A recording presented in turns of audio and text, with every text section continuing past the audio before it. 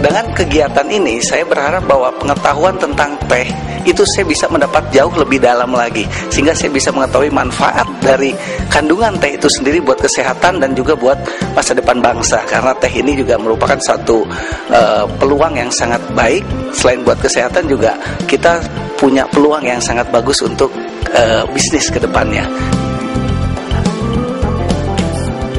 Goal dari pelatihan ini adalah bagaimana teh ini juga bisa lebih memasyarakat ya, sehingga pelatihan ini tidak saja dimaksudkan untuk orang-orang yang sudah mengenal teh sebelumnya, tetapi bagi orang-orang yang baru atau mau mengenal teh pun ini sangat terbuka sekali. Buktinya dari sekian banyak peserta yang hadir ini boleh dikatakan hampir lebih dari 80% adalah orang non teh, dari akademisi, dari media massa, dari swasta yang memang bukan bergerak di bidang teh. Ini yang menarik sekali menurut saya, sehingga ke depan harapan saya industri teh akan lebih jauh berkembang dibandingkan dengan saat ini.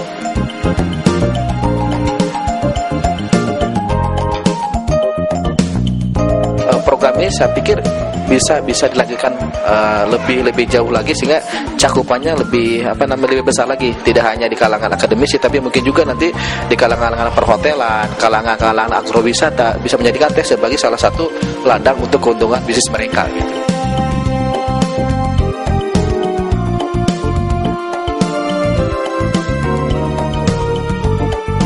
Peluangnya kalau kita lihat satu, pasar dunia sudah bergerak di $3,2, yang dulu dari 1,2 dan terus meningkat, lalu berkisar di 3,2 dengan catatan bahwa itu kualitas. Peluang kedua yaitu bahwa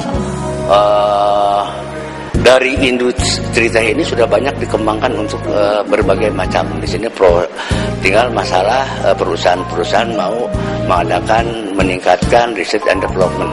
Mana yang dicari? Karena kalau kita bergerak di industri hulu itu akan berat. Industri teh ini di hulu rasanya pahit, tapi di hilir rasanya manis. Artinya apa? Memang industri hilir teh ini sangat menjanjikan. Buktinya apa? Buktinya telah lahir produk-produk baru ya. Baik itu dalam bentuk minuman teh dalam kemasan, dalam botol. Ini suatu tanda bahwa industri teh ini sangat menarik.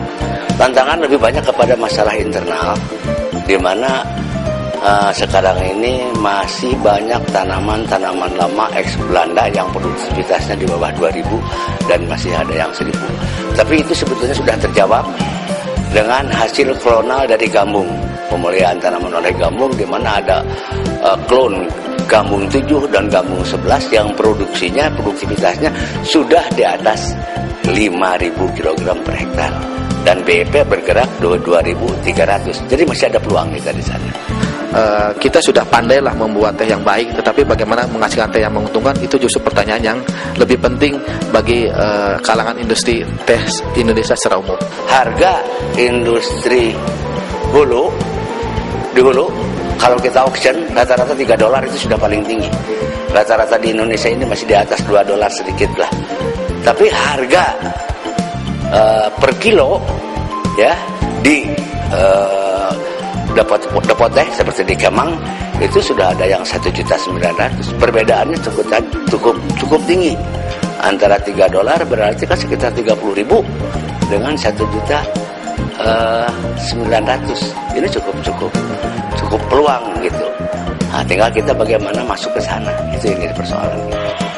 Ya, ini sebenarnya tantangan bagi kita ya. Kenapa kita demikian mudah dimasuki oleh produk-produk luar, dari Jepang, dari Cina, ya, dari Thailand pun, dari Vietnam pun masuk kita demikian mudahnya. Ya, kita perlu ada barrier, penghalang yang tentunya kita harus ikuti juga dengan kualitas kita yang jauh lebih baik lagi daripada mereka gitu.